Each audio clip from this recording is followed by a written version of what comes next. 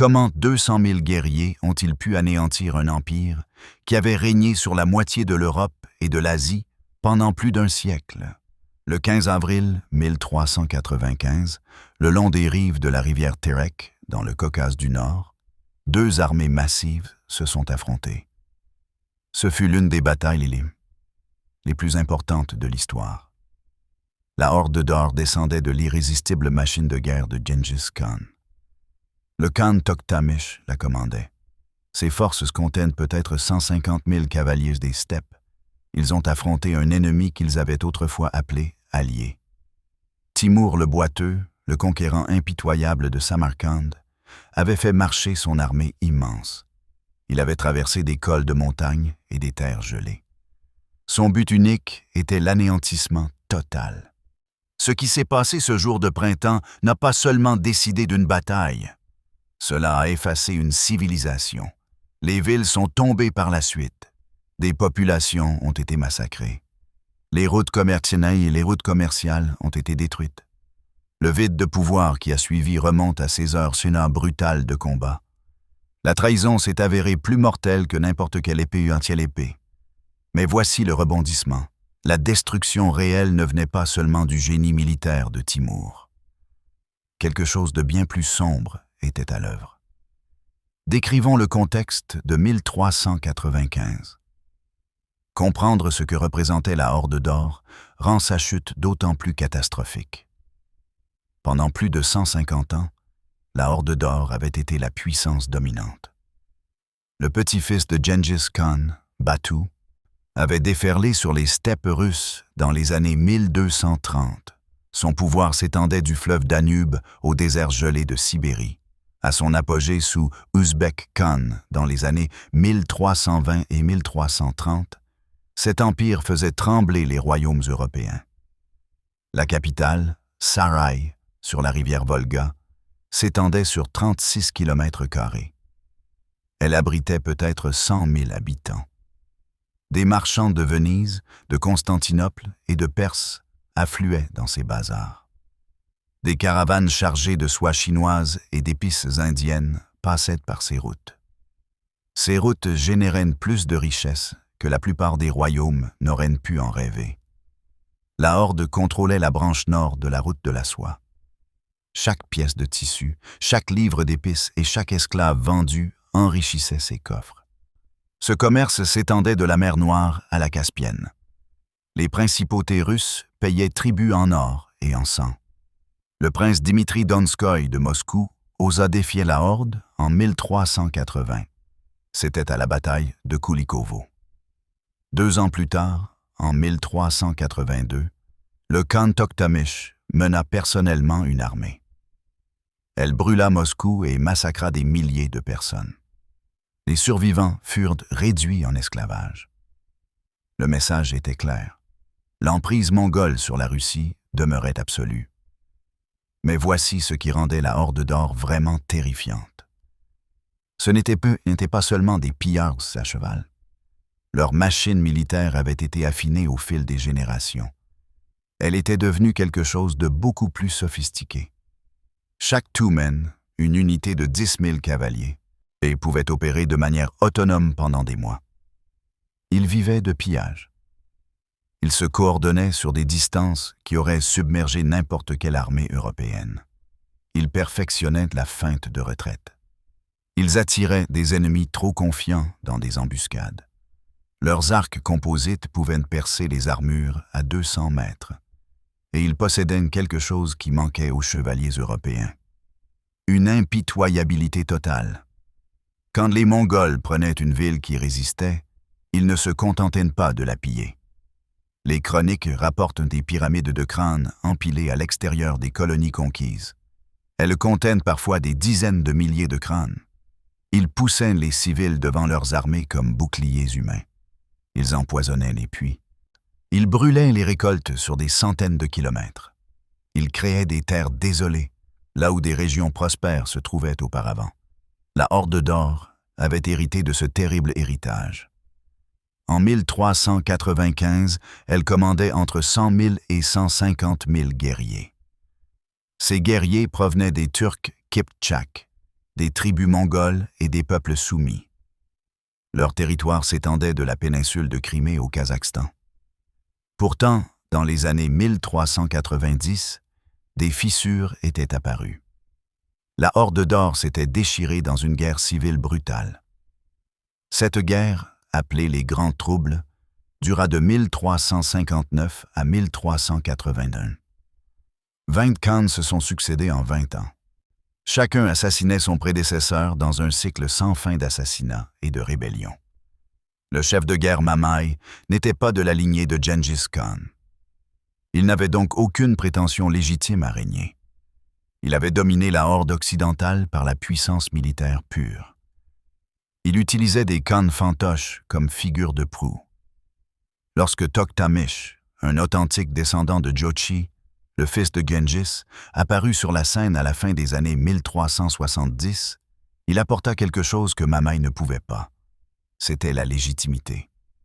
Mais il apporta aussi autre chose, un dangereux protecteur nommé Timour.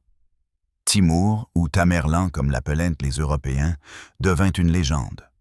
Tamerlan signifie « Timour le boiteux » après une blessure invalidante dans sa jeunesse. Il était un phénomène baigné de sang. Né probablement dans les années 1330 dans la tribu Barlas, près de Samarcande, il n'avait aucune prétention légitime à la royauté mongole. La tribu Barlas faisait partie de la confédération turco-mongole. Il ne descendait pas de Gengis Khan. Il fit donc ce que font les hommes ambitieux sans droit de naissance. Il s'y maria. Il prit une princesse Gengis Khanide comme épouse principale. Il se fit appeler Gur Khan, le gendre du Grand Khan. En 1370, il était devenu maître de la Transoxiane. Il y parvint grâce à un mélange de génie militaire et de brutalité stupéfiante. La Transoxiane était la riche région entre les fleuves Oxus et Jaxartes. Ce qui suivit furent 35 ans de guerre quasi continue. Ces guerres auraient fait environ 17 millions de morts. Cela représentait environ 5% de la population mondiale. Lorsque Hérat en Perse résista à son siège, les hommes de Timour empilèrent les têtes coupées des habitants. Ils formèrent une tour si haute qu'elle pouvait être vue à des kilomètres. Lorsque Ispahan se rebella après s'être initialement rendu, Timour ordonna le massacre de peut-être 70 000 personnes. Des crânes furent cimentés dans des tours comme monuments à sa colère. C'était l'homme vers qui Tokhtamysh se tourna pour obtenir de l'aide. En 1377, le jeune Tokhtamysh arriva à la cour de Timour comme réfugié. Son oncle Uruz Khan avait exécuté le père de Tokhtamysh. Il chassait maintenant le fils. Timour y vit une opportunité. Avec son soutien, Tokhtamysh se fraya un chemin vers le pouvoir. Il entra dans la Horde blanche, l'aile orientale de la Horde d'Or, en 1378. En 1380, il traversa la Volga et écrasa Mamaï. C'était à la seconde bataille de la rivière Khalkha. Il réunit ainsi la Horde bleue et la Horde blanche. La Horde d'Or fut réunifiée pour la première fois en des décennies. En 1381, Tokhtamysh était le khan incontesté. Il régnait sur l'empire nomade le plus puissant du monde. Il contrôlait un territoire allant du Danube au lac Balkhash. Il commandait la loyauté de dizaines de tribus. Il était à la tête de routes commerciales qui reliaient l'Est et l'Ouest. Il avait réalisé cela en grande partie parce que Timour avait fourni des armées, des ressources et des conseils stratégiques. L'alliance entre le protégé et le patron semblait incassable. Elle s'avérerait tout sauf cela. Qu'est-ce qui a déclenché la rupture catastrophique entre ces deux dirigeants mongols? La cupidité, l'ambition et d'anciennes rancunes concernant des territoires contestés. La région du Caucase, cette terre montagneuse entre la mer Noire et la mer Caspienne, avait été un terrain contesté. C'était entre la Horde d'Or et l'ancien Ilkhanat pendant des générations. Des villes comme Tabriz en Azerbaïdjan généraient d'énormes richesses. Timour et Tokhtamysh croyaient tous deux avoir des revendications légitimes. En 1385, Tokhtamysh, gonflé de son nouveau pouvoir, envahit l'Azerbaïdjan. Son armée comptait 50 000 guerriers. Ils ont saccagé Tabriz et pillé ses trésors. Ils sont retournés vers le nord avec 200 000 esclaves du Caucase. Parmi eux, il y a des dizaines de milliers d'Arméniens arrachés à leur foyer. Ce fut la fatale erreur de calcul de Tokhtamysh. C'étaient des terres que Timour considérait comme siennes. Le message était clair. L'élève pensait avoir dépassé le maître. La réponse de Timour fut méthodique et dévastatrice. Plutôt que de réagir immédiatement, il passa de 1386 à 1388 à soumettre les territoires du Sud. Il s'assurait ainsi que ses arrières étaient sécurisés. Puis, en 1389, il lança sa première grande campagne contre Tokhtamysh. Mais ce ne serait pas un simple raid frontalier. Timour rassembla une armée de peut-être 200 000 hommes. Il marcha vers le nord à travers les steppes, à l'est de la mer Caspienne. Ce fut une poursuite exténuante d'environ 2900 kilomètres.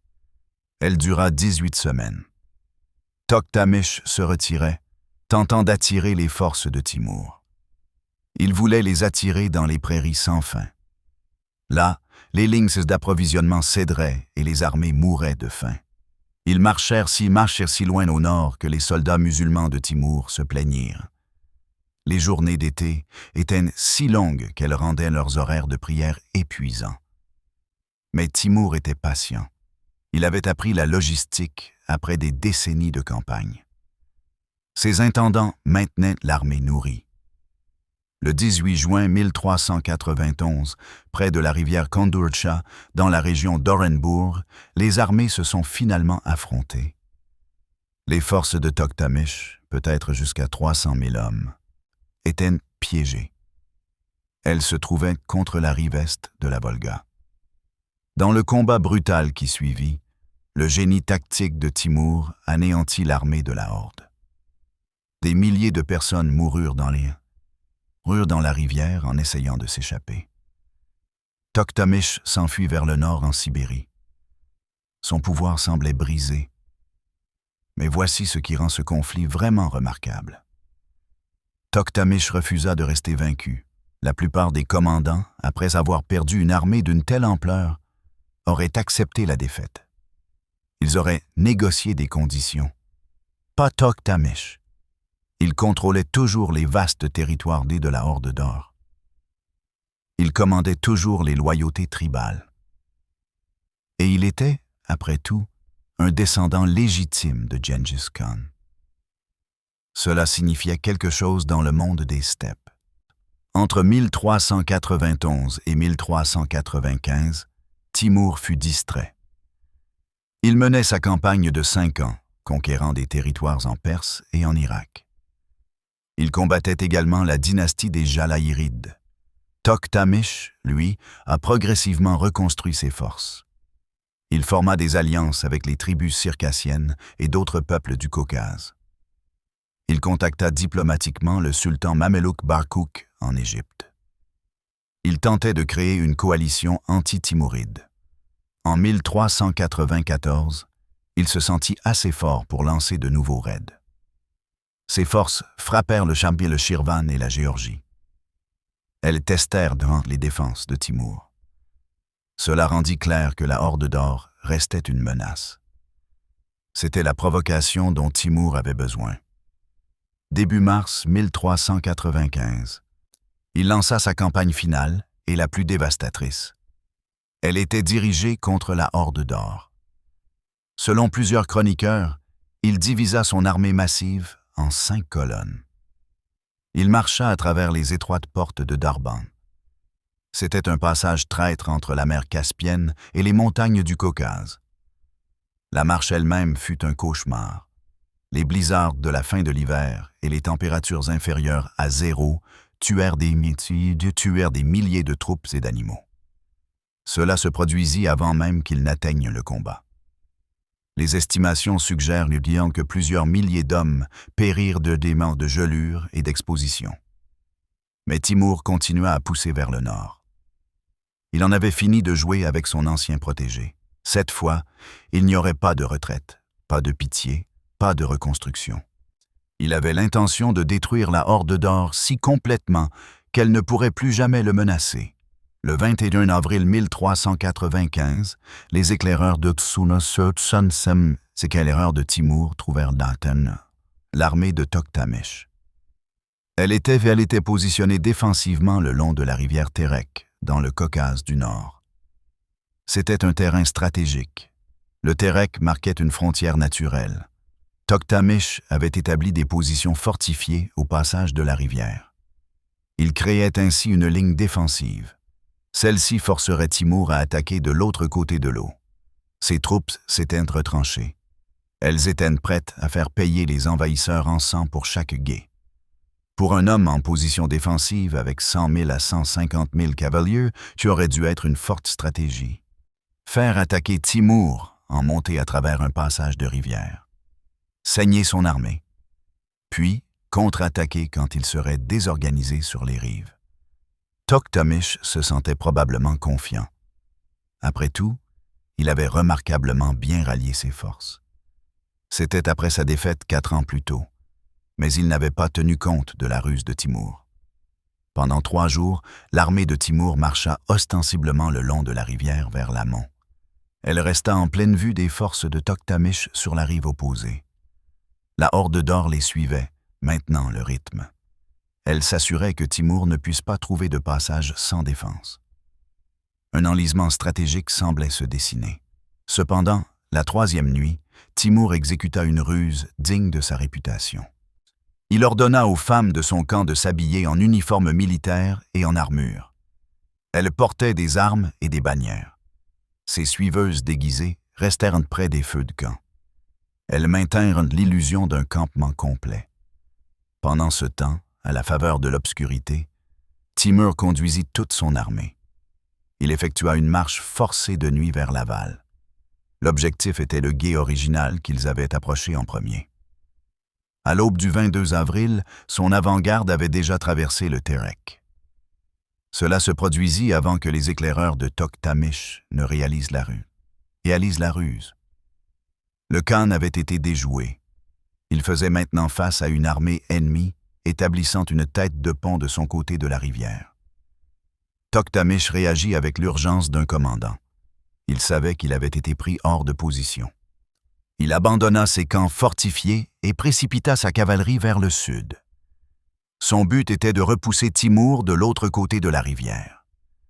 Cela devait se faire avant que l'armée de Timur ne puisse se déployer entièrement. S'il pouvait les surprendre pendant qu'ils traversaient encore en désordre, il pourrait transformer le désastre en victoire. Sa cavalerie traversa la steppe en trombe.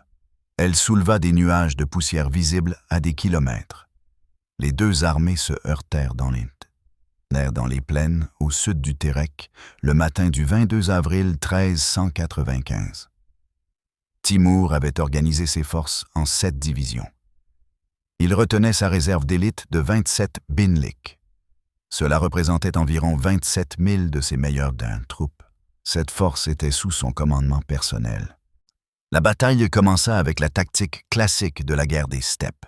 Des volées massives de flèches obscurcirent le ciel. Des milliers de flèches furent décochées par des archers montés des 2 côtés. Elles créèrent une pluie mortelle d'acier qui tua chevaux et hommes sans distinction. La manœuvre d'ouverture de Toktamish fut agressive. Sa cavalerie s'abattit sur le flanc droit et le centre de Timur. Les chevaux tournoyaient et chargeaient dans des tactiques de harcèlement. Les armées mongoles les avaient perfectionnées pendant plus de 2 siècles.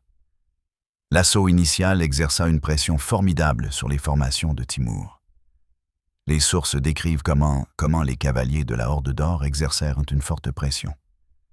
Ils exploitaient ce qu'ils percevaient comme des vulnérabilités dans les lignes timourides. Pendant quelques heures cruciales, il sembla que Toktamish pourrait réellement atteindre son objectif. Son aile droite pénétra si profondément dans le flanc gauche de Timur que le désastre semblait imminent. Timur, alors dans sa 60aine, mais toujours à la tête de ses troupes à cheval, se porta avec sa réserve directement dans la crise. Selon la chronique Zafarnama, il combattit jusqu'à ce que ses flèches soient épuisées. Sa lance fut brisée. Seule son épée lui resta pour brandir contre l'ennemi. L'attaque de la réserve stabilisa la ligne. L'aile droite de Toktamish se replia vers le corps principal. Mais alors les forces de Timur firent une erreur critique. Galvanisés par leur succès à repousser l'attaque, une partie de sa réserve poursuivit l'ennemi en retraite avec trop d'agressivité. Ils chargèrent Djarn directement dans la force principale de Toktamish. Ils furent immédiatement encerclés et contre-attaqués. C'étaient maintenant les soldats timourides qui fuyaient en panique. Timur lui-même se trouva dangereusement exposé. Ici, au point de crise de la bataille, nous voyons le genre d'héroïsme désespéré qui fait basculer les batailles. 50 des hommes de Timur mirent pied à terre. Ils formèrent une ligne sur un genou. Ils tirèrent un barrage écrasant de flèches pour retenir la cavalerie de la Horde d'Or qui les poursuivait. Pendant qu'ils combattaient et mouraient, 3 officiers timourides et leurs hommes saisirent 3 des chariots de ravitaillement de Toktamish. Ils les traînèrent en position pour former une barricade improvisée. Derrière cette barrière, Timur réussit à rallier sa réserve paniquée. Ce fut le genre de moment où les batailles se gagnent ou se perdent en quelques minutes. Une poussée de plus de Toktamish aurait pu briser le centre de Timur et remporter la journée. Cette poussée ne vint jamais. C'est là que la trahison entra en jeu. Elle se révéla plus dévastatrice que toute manœuvre de flanc. Selon les ambassadeurs mamelouks présents observant la bataille, un commandant de la Horde d'Or, nommé Bey Akto, se retira soudainement du champ de bataille en plein combat. Il commandait des milliers de guerriers. Avait-il été soudoyé au préalable? Nourrissait-il des rancunes personnelles contre Toktamish? Ou a-t-il simplement vu de quel côté le vent tournait et décidé de faire défection vers le camp victorieux? Nous ne le saurons jamais avec certitude. Ce que nous savons, c'est que son départ avec des milliers de cavaliers créa une brèche béante dans la ligne de bataille de Toktamish. D'autres émirs virent Akto faire défection. Ils firent leur propre calcul. Si Timur devait gagner, mieux valait le rejoindre maintenant et être récompensé. Il était préférable de ne pas mourir avec Toktamish et être oublié. Une cascade de défections se propagea dans l'armée de la Horde d'Or. Des unités qui combattaient firent soudainement pivoter leurs chevaux. Elles se dirigèrent vers les lignes de Timur. Leurs commandants criaient des serments de loyauté aux conquérants. Timur saisit le moment avec l'instinct d'un prédateur. Il déclencha ses réserves dans une contre-attaque coordonnée. Elles étaient maintenant renforcées par les unités défectionnaires de la Horde d'Or. Ces dernières savaient exactement où les lignes de Toktamish étaient les plus faibles. Son fils, Miran Shah, mena une manœuvre de flanc dévastatrice. Elle visa l'aile droite exposée de Toktamish. L'assaut coordonné submergea les forces de la Horde, désorganisées et démoralisées. Ce qui avait été une impasse acharnée devint soudainement une déroute. L'armée de Toktamish se brisa et s'enfuit. Les chroniques décrivent comment la cavalerie de Timur les poursuivit sans pitié. Elle abattit les guerriers en fuite sur des kilomètres. La rivière Terek devint rouge. Des corps s'empilaient dans les gués. Des hommes désespérés tentaient de s'échapper à travers l'eau. Les chiffres exacts des pertes sont perdus pour l'histoire. Cependant, les batailles de cette ampleur à l'époque médiévale produisaient régulièrement des bilans de dizaines de milliers de morts. La bataille de la rivière Terek ne fit pas exception. Peut-être 30 000 ou 40 000 guerriers de la Horde d'Or moururent. En ce jour-là, Toktamish lui-même échappa de peu à la mort. Il s'enfuit vers le nord avec une poignée de fidèles. Mais c'est là que la campagne de Timur transcenda de la victoire militaire à la catastrophe historique. Il ne se contenta pas de vaincre une armée. Il entreprit de détruire une civilisation. Alors que Toktamish fuyait vers le nord, en direction des steppes ukrainiennes, l'armée de Timur se tourna vers l'anéantissement systématique des centres urbains de la Horde d'Or. Vint d'abord Astrakhan à l'embouchure de la Volga. C'était un port commercial majeur où les marchandises de la Caspienne affluaient dans l'économie de la Horde. Les troupes de Timour prirent d'assaut la ville et la brûlèrent. Les sources contemporaines ne nous donnent pas de chiffre exact de victimes. Cependant, le mot « anéanti » apparaît à plusieurs reprises dans les chroniques. Puis, l'armée marcha vers Saraï, la magnifique capitale. Il faut se souvenir que ce n'était pas un simple avant-poste frontalier. Saraï s'étendait sur 36 km². Elle comptait une population d'environ 100 000 âmes. Elle possédait des palais, des mosquées et des bains publics. Ces systèmes de chauffage et d'approvisionnement en eau rivalisaient avec tout ce qui existait en Europe. Des marchands italiens de Venise et de Gênes y avaient établi des colonies commerciales. C'était une ville cosmopolite où se mêlaient auteurs mongols, turcs, perses, russes et européens. Leurs bazars étaient remplis de soie, d'épices et d'esclaves. L'armée de Timour la mit entièrement à sac. Ils brûlèrent les palais, démolirent les mosquées et massacrèrent la population. Les artisans qualifiés qui fabriquaient les célèbres carreaux et ouvrages métalliques de Saraï furent rassemblés. Ils furent déportés à Samarcande. Cela permit d'embellir la capitale de Timour. Le reste fut tué ou vendu comme esclave. Les fouilles archéologiques sur le site de Saraï montrent des couches de cendres et de destruction correspondant à 1395. En 1587, près de 2 siècles plus tard, le tsar Fédor ordonna la démolition des ruines restantes. Les briques furent transportées pour construire le Kremlin d'Astrakhan. C'est ainsi que Saraï fut complètement détruite. Même ses décombres servirent à d'autres fins. Mais Timour n'avait pas terminé. Son armée se déplaça systématiquement à travers les territoires d'Armoï de la Horde. Elle détruisit chaque grand centre urbain. Parmi eux se trouvaient Oukek, Madjar, Azak et Tana. Ce n'étaient pas seulement des cibles militaires. C'était le cœur économique de la Horde d'Or. La colonie commerciale italienne de Tana tenta de négocier. Elle envoya des représentants pour traiter avec Timour. Il les utilisa dans une ruse pour explorer les défenses de la ville. Puis, il prit la ville d'assaut, malgré tout. Seule la forteresse génoise de Kaffa en Crimée fut épargnée. Cela s'explique par l'envoi de postes de vin massifs. Timour calcula également qu'il avait déjà fait valoir son point de vue.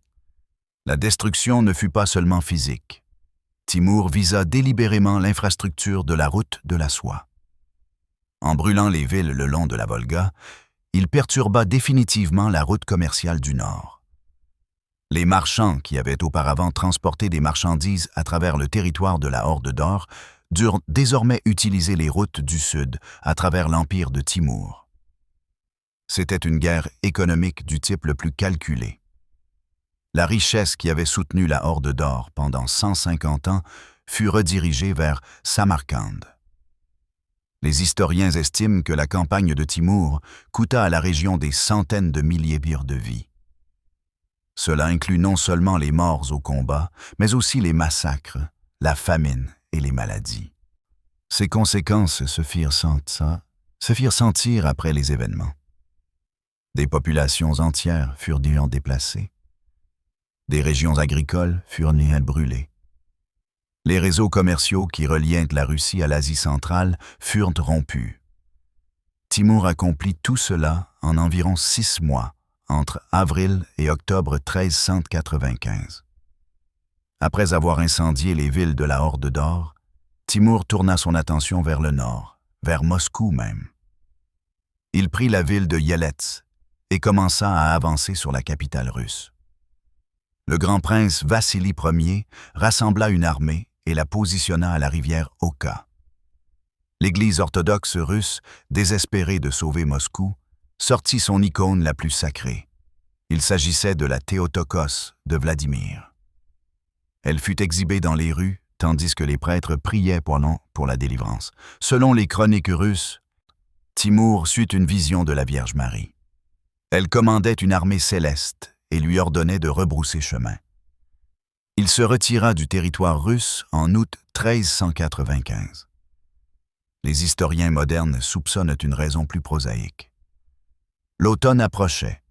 Son armée était épuisée et chargée de butin. Toktamish s'était échappé hors de portée dans les forêts du nord. Le poursuivre là-bas aurait été futile. Timur avait atteint ses objectifs stratégiques. La Horde d'Or était brisée. Il n'était pas nécessaire de risquer un coûteux siège de Moscou. Toktamish, brisé et désespéré, s'enfuit vers les steppes ukrainiennes.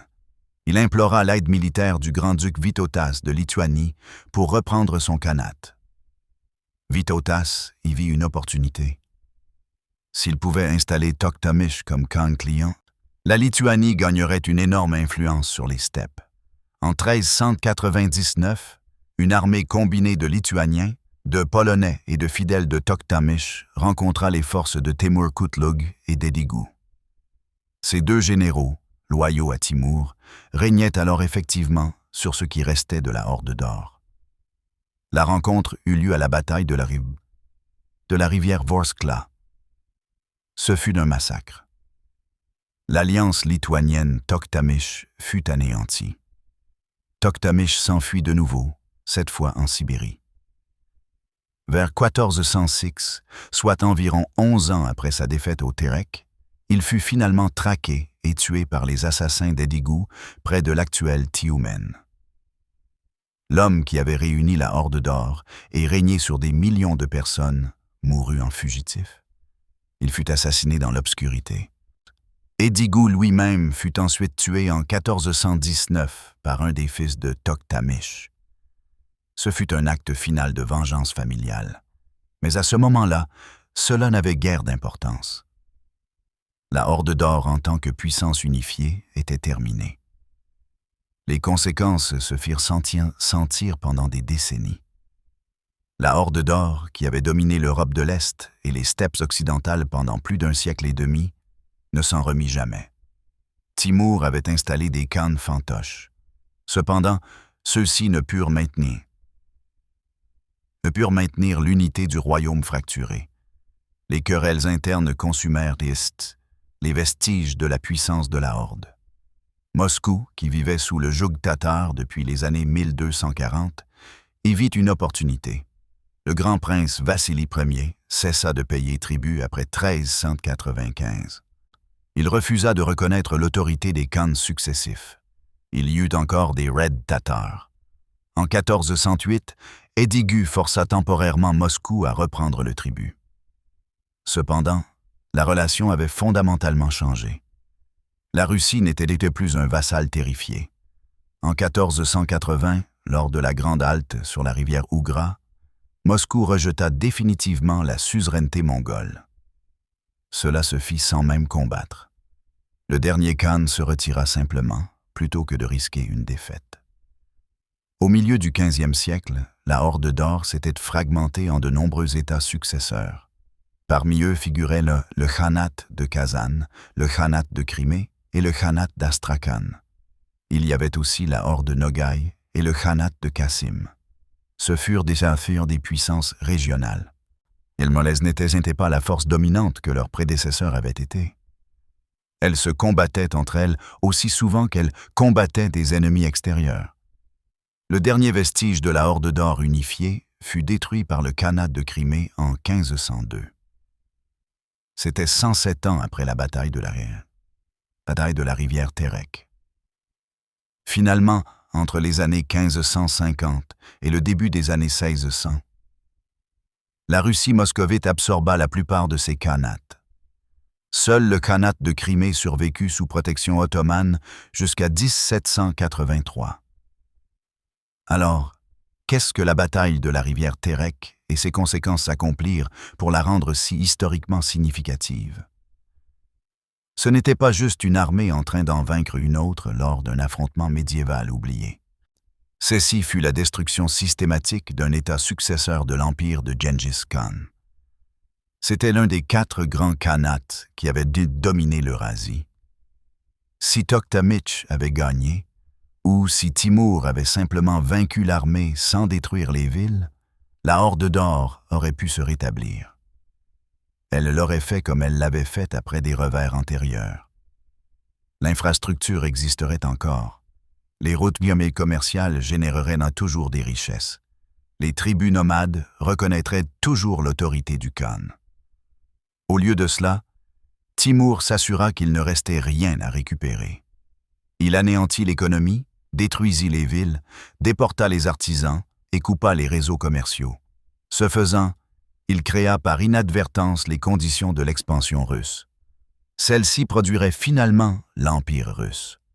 Si la Horde d'Or était restée forte, Moscou serait restée une principauté tributaire pendant des générations. La Russie européenne aurait pu se développer complètement différemment.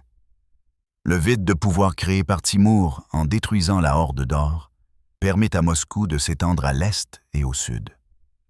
Il aurait été impossible de conquérir ces territoires si un État mongol unifié avait encore existé. Pensez à ce qui fut perdu. La Horde d'Or, malgré toute sa brutalité, avait présidé une période appelée la Pax Mongolica. Durant cette époque, les routes commerciales buées à travers l'Eurasie étaient plus sûres qu'elles ne l'avaient été depuis des siècles. Les marchands pouvaient voyager de la Méditerranée à la Chine. Ils étaient sous la protection de l'autorité mongole. Les technologies, les idées et les biens circulaient d'est en ouest. La destruction de 1395 coupa définitivement ces routes du nord. Les bibliothèques de Sarai, qui contenaient des textes persans, arabes et mongols, furent brûlées. Les traditions architecturales mêlant des éléments islamiques, bouddhistes et nomades disparurent. Une civilisation multiculturelle entière, développée sur 150 ans, fut effacée en 6 mois. Nous ne saurons jamais quelles œuvres littéraires, traités scientifiques ou chroniques historiques partirent en fumée. Cela arriva lorsque les hommes de Timur brûlèrent Sarai. Ce que nous savons, c'est que la destruction fut délibérée, complète et permanente. La bataille de la rivière Terek mérite d'être reconnue. Elle devrait l'être aux côtés d'engagements plus célèbres comme Manzikert, Hattin ou Azincourt. Elle altéra fondamentalement l'équilibre des pouvoirs dans toute une région. Elle mit fin à la domination mongole de l'Europe de l'Est. Elle ouvrit la voie à l'ascension de Moscou. Elle démontra que même les empires les plus puissants pouvaient être détruits en une seule campagne.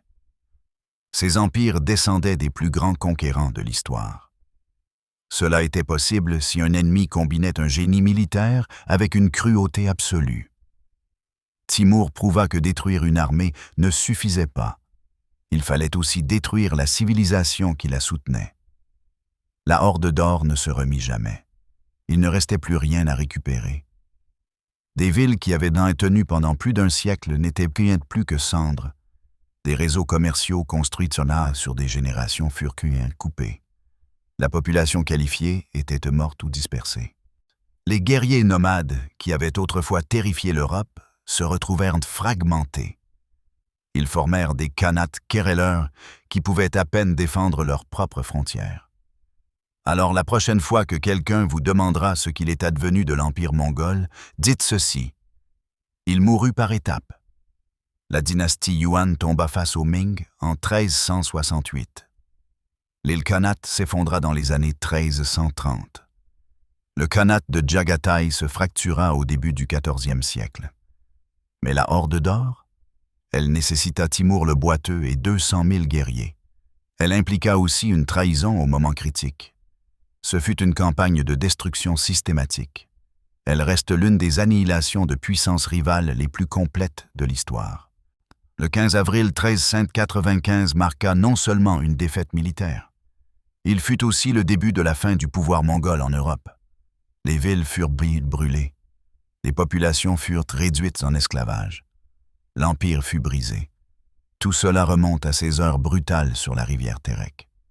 À ce moment, Beyak Tao examina ses options. Il choisit la trahison plutôt que la loyauté. Il scella ainsi, sans le savoir, le destin funeste de l'un des plus grands empires de l'histoire. Merci beaucoup d'avoir regardé. Si cette exploration approfondie de l'une des campagnes les plus dévastatrices de l'histoire vous a intéressé, veuillez appuyer sur le bouton j'aime. Visons 1000 j'aime au cours des 24 prochaines heures. Abonnez-vous si vous souhaitez plus d'histoires sur la façon dont les empires montent et chutent. Cela se produit souvent de la manière la plus brutale imaginable. Et laissez un commentaire pour me dire quelle bataille ou événement historique sombre vous souhaitez voir explorer ensuite. Il y a beaucoup d'autres histoires de saucissement, de trahison, de massacres et de calculs froids de conquérants qui ont façonné notre monde. Jusqu'à la prochaine fois, souvenez-vous. L'histoire ne concerne pas seulement les héros. Parfois, elle concerne les pragmatiques impitoyables qui ont réduit les villes en cendres. Ils appelaient cela de la stratégie.